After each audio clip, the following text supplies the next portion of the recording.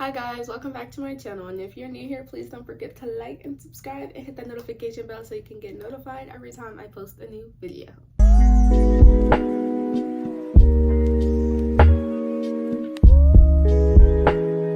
Okay, so today's video is going to be a little bit of a twist. I'm going to be giving you some tips on how I annotate. I'm also going to give you some supply list I do for my annotation. I'm going to show you what I annotate with, and I'm also going to tell you why I annotate, because these are all important things when it comes to reading, though you do not have to do this. This is so important for you guys to know. You do not have to annotate. It is not important for you to do when reading, okay? That is not something you are entitled to do as a reader, because yes, the community of Book Talk, Bookstagram, and BookTube have showed you this, but that does not mean that you have to do it, because at the end of the day, whatever makes you happy while reading is what makes you happy. So you have to do what you want to do, because at the end of the day, it's your choice, your decision, your book. You bought it. You can do whatever you want to do with your book. Alright, to start off is the biggest question of all of us who do read and annotate. Why do you do it? Now, this can be different for every single person. Personally, I love to annotate because it helps me interact with the text. It makes me happy to do it. It looks beautiful after. It's just everything that has to do with it, and it also helps me memorize as well. But the biggest thing is also because I do now do YouTube, so like that also helps me if I have to go back and I have to remember a couple of things, because it's okay not to remember some of the things you do when you're reading, because you read a lot. If you read a lot like I do or somebody else, we end up forgetting some of the things that we do read sometimes. So we go back and we have to look at the text. Now, this is something we learned when we were in school, or you're learning while you're in school at the moment, because first and foremost, you have to interact with the text no matter what. Because first of all, how are you going to read, not know the author, not know the characters, not know the setting that this book takes place in or the story takes place in, and not know anything about this, don't memorize nothing, but then when you get to the test, you're like, I don't remember nothing. Well, that's why we annotate in the first place when you get in school. But when you do it for fun, there's other reasons why we annotate. And for me personally, like I said, it's for fun. The annotating makes me interact with the text a little bit more, helps me memorize what I read. It also helps me because I am an entertainer and I let you guys know certain things about the books I read, so I have to go back sometimes and I have to look and see what I remember, and it kind of clicks, and it helps me interact with you guys so I can tell you about the books that I've read.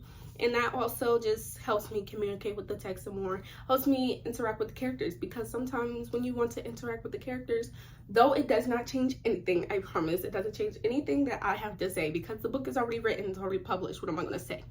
But that helps us like interact with the text once again and just be, you know, in the moment with the book. Now, there are various ways that you can annotate a book, because first and foremost, it comes to how you want to do it, how you want your book to turn out after you annotate it. I'm going to start off on how I annotate the books I do, and then I'm going to give you some other tips and advice from other people that I've seen annotate and how they annotate. Alright, so now when it comes down to materials, what do you use to annotate? What do I do when I annotate? So first, I'm going to start off with pens. Okay, so the first pen I use is this pen right here. Now, this pen is a Japanese pen. Now, I got this off of Amazon. The link is going to be in the description for every single one of these items, because I got them all from Amazon. So this one right here, the only con I would say I really have about this is that it smears. Other than that, it's perfectly fine. It writes thinly, it doesn't bleed through the paper, and it's perfect for me. And that is all I have to really say about this pen, but I don't recommend it if you are left-handed because it smears. Okay, so the second pen I use is the Papermate Inkjoy 0.7 pen. This pen sometimes gives me a hard time depending on how thick the paper is, how thin the paper is. That can be the only problem. Other than that, it's perfectly fine for me because I am left-handed. It doesn't smear, it doesn't bleed through. It writes perfectly smoothly. So this is a really good pen if you are left-handed and you don't want anything that bleeds through your paper. Alright, then the last pen I use, which is the one I use the most, is the Pilot G3 0.5.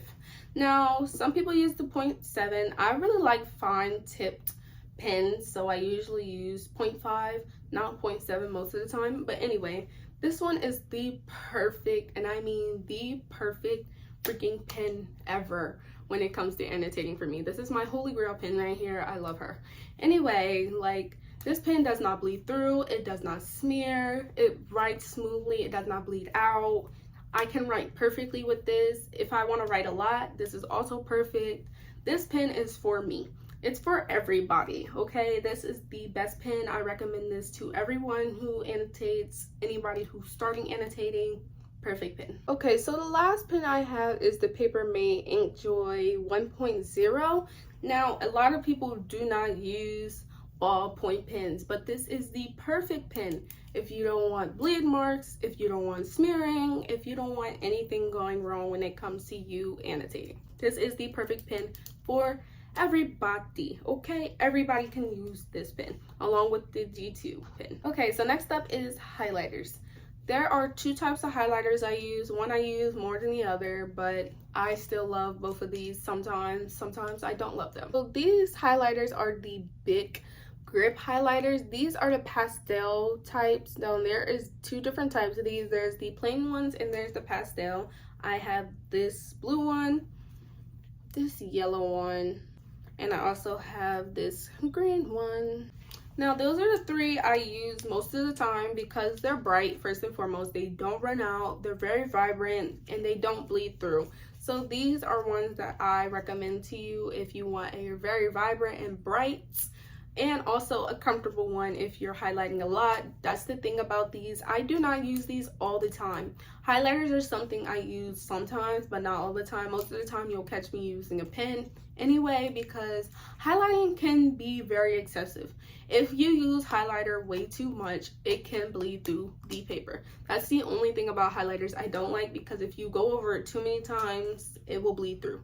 And that is something that I don't like. So I do not use highlighters all the time. I only use them minimally. You will only catch me using these once in a while. Okay, so the next highlighters I have are these highlighters. Now this one I recommend if you want to go to the cheap side, but these are not the most sustainable highlighters. These highlighters I first started using, but they're not the best. I can't lie to you guys, because I don't know if my pack was faulty or somebody else's, but this pack was not for me. I didn't like this highlighter because it bleeds out so fast. I don't know what it is about these highlighters. They do not stick with you as long as you think they would. These are the most popular ones. You'll see a lot of people use these, honestly, but they're not good pens. I wouldn't recommend these to everybody, but these are ones if you want to go on the cheaper side, if you want to be on the prettier side, the aesthetic side, you can use these ones. Now there are a couple of highlighters that I don't currently have with me, but they are the midliners. Now those are the perfect, and I mean the perfect highlighters that you can ever use when it comes to annotating, and that is because they do not bleed through. They are literally so vibrant. There's so many freaking colors, like so many colors. You can use them all the time. You can use them with the thick part or the light part, doesn't matter which side you want to use. Those are ones that I recommend too, but they're on the pricier side. Another highlighter that I recommend is the Tomboy highlighters. Those are also a bit pricier, but those are really good ones as well. They're brush ones, but they are so good because they have so many colors as well, and they also do not bleed through your paper. You can use them in any type of way you'd like to. So those are some other options that I don't currently have with me, but you can definitely use those if you choose to. Now on to the moment you all been waiting for, tabs. Now I use these quite a lot when I am annotating. Do not come at me. These are something that I use the most. I am actually very crazy over tabs, and this is why. Now, I can say this is a bit excessive. For a beginner, I do not recommend that you go out and buy this many tabs, because at the end of the day, you might not even use all of these. Like, this is really just excessive tabbing buying, and I have a serious case of problems, and I'm not going to talk about how sad that is for me, okay? But we're not going to waste time talking about how many tabs I have. I'm going to tell you some of our basic ones that you can buy. Now, there are so many kinds of tabbings you can buy. Now some pretty basic ones I can tell you are 5-packs. So like this one came with 5 colors. There was a yellow one on here. I took it off because I used it. But anyway, there's ones like these ones that are very basic, and you can use these ones for any type of tabbing system that you have going on. And then there are ones that come with like basic color like these, like bright orange, bright blue, bright green, bright yellow, bright blue.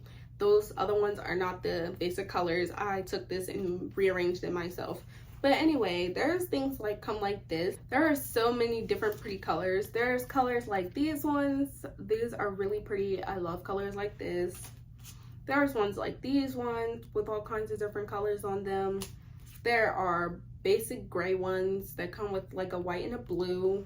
Then there's something like this. This is a very basic pack. Now this one comes with like the 2 colors. Now I love these ones because they come with 2 of the same color. Like say if you run out of one, you can use the other one, and that makes everything better, makes your whole day better. Because if you buy ones with just singles, I can show you one that just has singles that I'll probably have to be very careful with, is something like this, because there's only 1 of each color and I don't have that many options, and I didn't buy a second with this. So something like this can be very difficult for a lot of people.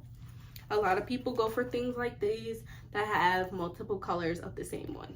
Okay, so now on to some materials that I think you guys could use as beginners that I don't personally use myself, but these are for you. This video is for you, so I want to give you some tips for you. Now, along with tabbing, a lot of people use sticky notes to put their thought and analysis onto the page.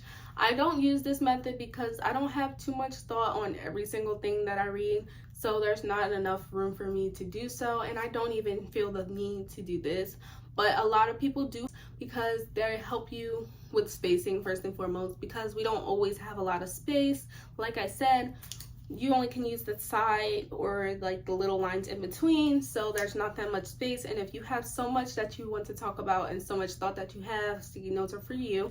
Now there are all kinds of different sticky notes. There are transparent ones that come out like this. There are grid ones that come out like this that aren't transparent. There's line ones that are transparent that come out like this. There are also transparent ones that come out like this. They're like little, almost like the tab, but much bigger. So yeah, there are all kinds of ways you can extra annotate and more analysis. If you have any, you definitely use these. There are so many different ones. I will link them down below for you guys so that you guys can go ahead and cop those up if you read, and if you don't, that's okay. If you also just want to look at them, they'll also be down in the description box. Like everything that I'm using will be down below so that you guys can go ahead and get them for yourselves. Now on for some basic tools that a lot of us use. This can come down to a pencil. Now for a lot of beginners, if you feel like you do not want to write in your book, and you feel like you're gonna ruin your book if you use anything else, I recommend a pencil and some sticky notes. Yes, because that is gonna help you. So if you say you want to write out your thoughts, but you don't want to write on your book, and you don't want to underline anything, you don't want to highlight nothing, a pencil is very great, because if you feel like you just want to go back and erase everything, you can. You can definitely do that with a pencil. You can also write on the sticky note, throw it away after if you don't want to keep it in there. So those are also ways that you can prevent yourself from having to write in your book if you don't want to. So a pencil is definitely one of those I recommend. Okay guys, now on to the moment that you've all been waiting for, how I annotate. Now there are multiple ways to do this. There is no right or wrong answer. I promise you guys, you can annotate any way you feel the need to do so. So the first book I did start annotating was The Invisible Life of Addie LaRue, my all-time favorite freaking book. And I didn't even annotate it that much, and I might even go back and do it, but I'm not sure. But when I first started annotating this book, I used these tabs right here. It came in a basic pack, and I was like, I guess you can say I had written in it. So there's like some other things I've done with this. So I've underlined, I even wrote some of my thoughts, and I used the tab to put it there. So there was like a lot of times I did that. Now I did that a lot too and didn't tab. So yeah, this was my first time annotating. It sucked. And yeah, it's okay to suck, okay? You don't have to be perfect at annotating books, okay guys? That is fine. As you have seen, I didn't do so well. Now there was a lot of times that I did write in here. I'm not sure where it was, but I did end up writing in here and like underlining some moments, but I never got back to it, and I didn't even go back in and like tab it up. Now there are a couple other books that I didn't annotate, or I did start annotating just like this one and I didn't finish. Now here are a couple other examples. Now the first book I have is Where the Crawdads Sing, and let me tell you, it sucks in here. It looks horrible. Okay, I'm not even going to talk about how my tab page looks, but this is how I first started annotating, because this book doesn't have a page where I can do all of that thing where most people put the things in order and stuff. So I did it like this, and yes, it sucks. It's not pretty, it's not cute. This is how it can turn out for you when you first start annotating. Okay, so another book I annotated was Orbiting Jupiter. Now this is completely different from how I annotated credits. So this book, actually I only color coded it. So like I annotated, but I color coded. That's how I did this one. So like the book cover is how these tabs got their name, you know, basically. And wherever I annotated is how I put the tabs, and that was literally how it was. It was like a color coding system. Nothing special. There was nothing to annotate about this book, okay? All right, and the third way I annotated, when I finally got the hang of it, I annotated it this way. So usually there's a page with the name of the book, and you can put all of this good stuff down here. So yeah, I put the tab there, and I put how I wanted the tab to be, and that was pretty much how this book became my first book I annotated correctly. And now on to the updated version of annotation. Okay guys, now on to the way I have been recently annotating. This is how I annotate now. Currently, this is what I'm using because now I can only read in my free time since I'm so busy. So this is how I annotate to save me time and save me effort. Okay, so this is now how I annotate. This is more of like writing in it, and I just underline the ways, the things that I like. You won't catch me with a highlighter in my hand anymore. Like I don't even use a highlighter anymore. I don't even put that in my plans when I am reading. Now in January, I was always using it. At the beginning of February, I can tell you for I Want to Die But I Want to Eat Tteokbokki and How to Make Friends with the Dark by Kathleen Glasgow, I did use the highlighter a lot more, but because now I have less time to read and more time for work, I do it like this because it saves me time and it saves me effort, saves me money. But I hope you guys know that this is how I annotate now. Alright you guys, if you made it all the way to the end of this video, please don't forget to comment a pen emoji because we were talking about annotating. Don't forget to follow me on all of my socials, which are linked in the description box as well, so you can see everything that I do and everything that I read every single day. Please don't forget to like and subscribe and hit that notification bell so you can get notified every time I post a new video. And I love you guys so much, and I will see you guys next time. Bye! Mwah.